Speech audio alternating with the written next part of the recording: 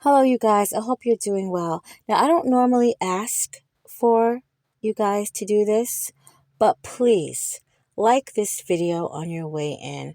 I really want this video here to get into the algorithm because I intend on following this case all the way through because I know it's bullshit. And I know that this bitch is clearly lying. And I don't normally curse like this in these videos, but you will see why I am so pissed off. Because it just doesn't make sense. You tell me if this makes sense. Now, she held her stepson captive for 20 years. Now, trust me, she had help. And I will tell you about that a little bit more. She provided little food and water. The stepson is now 32 years old. He's 32 years old right now. He's weighing 68 pounds right now. He was able to escape by setting fire to the home. It was his only way that he could get help from himself. How does this happen? You're asking yourself.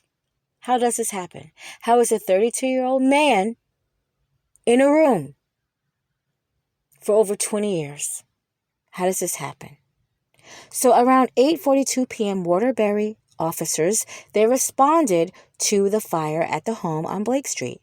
Firefighters quickly put the fire out. Kimberly Sullivan, 56 years old, and her 32-year-old stepson was at the home, according to police. Now, of course, they are not going to release his name, so I'm just going to refer to him as stepson, okay? So Kimberly was able to get out the home, of course, while her stepson was trapped inside.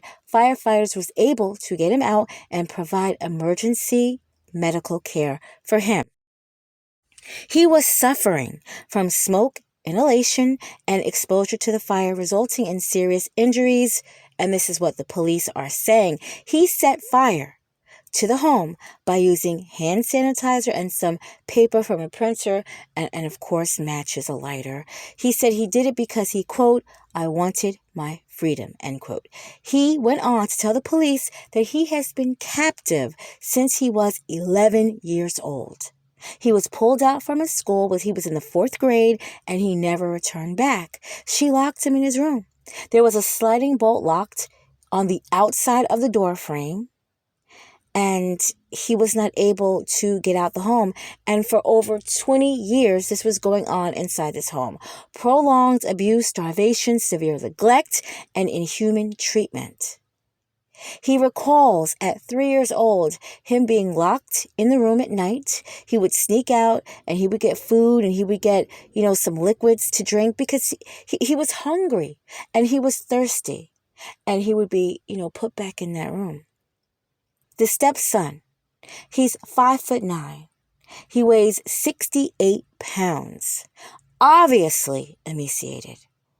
He told the police that he was hungry every day of his life.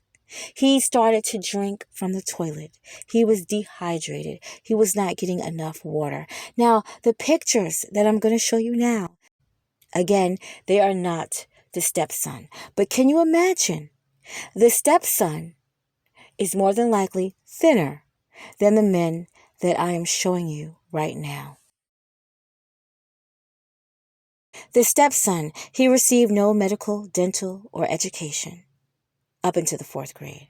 He was locked in an 8-foot by 9-foot room, a little bit bigger than a jail cell. There was no heat or no air conditioning coming in that room. So can you imagine Connecticut, the cold winters, and he's freezing in there? The hot summers, and it's no AC in there? Now, the school that the stepson attended, they said that when the boy was there, he was always hungry. But Kimberly Sullivan, she would make up lie after lie and tell them that everything was fine. This is according to the warrant. He was let out of his room anywhere from 15 minutes to 2 hours because there were chores to do. And then he was forced to go back into the room. Now, DCFC, that's the Department of Child and Family Services, they were contacted about the boy's school when he was in the 4th grade. And they even went to the home twice and was unable to reach anyone. So it looks like they tried, but they didn't continue anymore.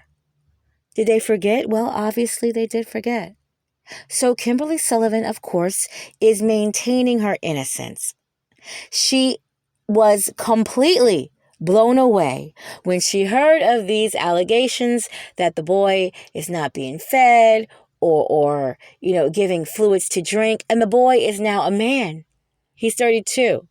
And she's blown away by these allegations. Her lawyer said he will vindicate her and prove she did nothing wrong. Now, check this out, people. I'm not laughing at that. But check this out, people. Somebody in the comments, they said Trump has already pardoned her. I mean, sometimes you have to laugh a little bit because this shit makes no sense. It doesn't make no sense at all. She said that she would never lock him in a room. He was provided food, water, and shelter. This is what, she provided him. The boy is a man now. The boy lived 20 years in that room. In that room, 20 freaking years. Where are his friends? He might not have had the really close friends, but I'm sure they're friends in the 4th grade that probably remembered him. He's in his early 30s now.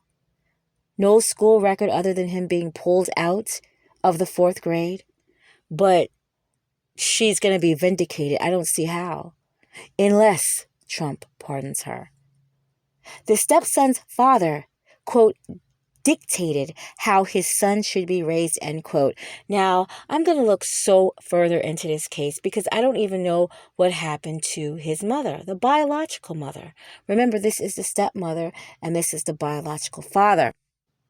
His father passed away in January of 2024. So that is one entire year and a little bit over that this woman had to do something about this boy turned man locked in this room. Now, if she was innocent, because now she's going to probably blame it on her deceased husband by saying this is how he dictated, his life. If I couldn't be in agreement with this. I couldn't. I would leave my wheelchair bound husband because now he had medical situation where he was in a wheelchair. I would leave his ass. But you know what? As soon as he died, I would have called the police and told him, look, I had nothing to do with this. My husband's dead. He died 32 seconds ago. And his son is up here. But nah. She was helping to dictate, I'm sure. She wasn't sneaking extra food in there. She wasn't doing anything.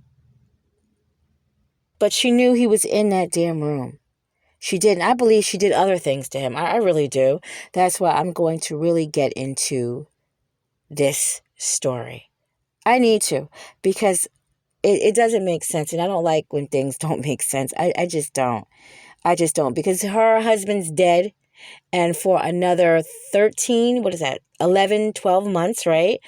You are still doing this. A little over 11 months. You are still doing this because you agreed with it. His dictatorship died when he died. This was wrong. And you are still doing this. You are carrying out this sick mess that your husband wanted to do. So this heifer's next court date is March 26, 2025, and I'm going to be looking out for this. What can you say? Unless he was a special needs boy, and it doesn't appear that he was, but still, you don't lock a special needs child, into a room.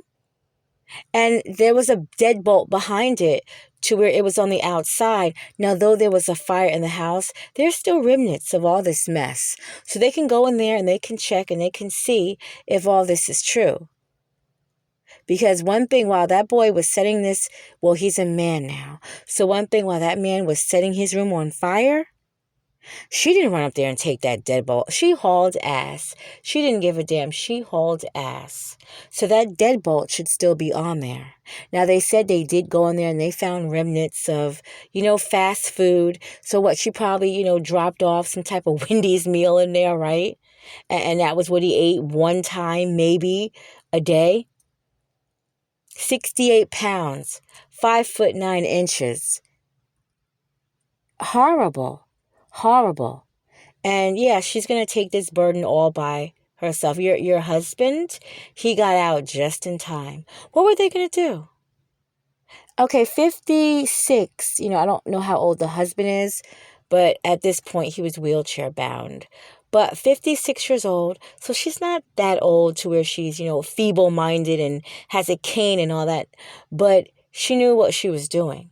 I'm showing pictures of her right now. She looks like she doesn't miss meals. She looks like she eats. Besides the casket-ready makeup, she looks like, she eats in there. It does. She gets that 5 for $5 biggie meal in there. Looks like she's doing well. But she knew this young man was behind a deadbolt. And this is a residential area. So as I'm sitting outside right now and I'm looking at my residential area, I'm wondering, is there somebody locked, in a room? And he's been that way for well over 20 years? I'm wondering. Because did he not, knock on the windows? Did he not try to alert attention?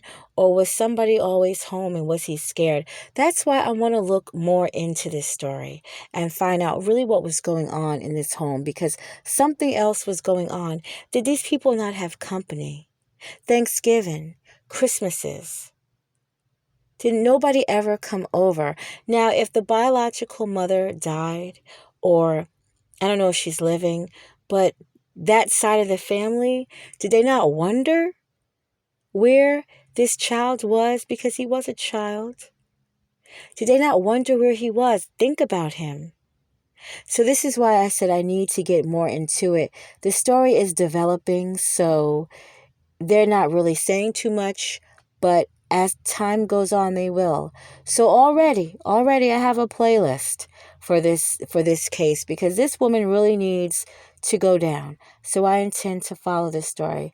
Once again, please like so it could get into the algorithm, so maybe more people will know about this story, because yes, it is terrible.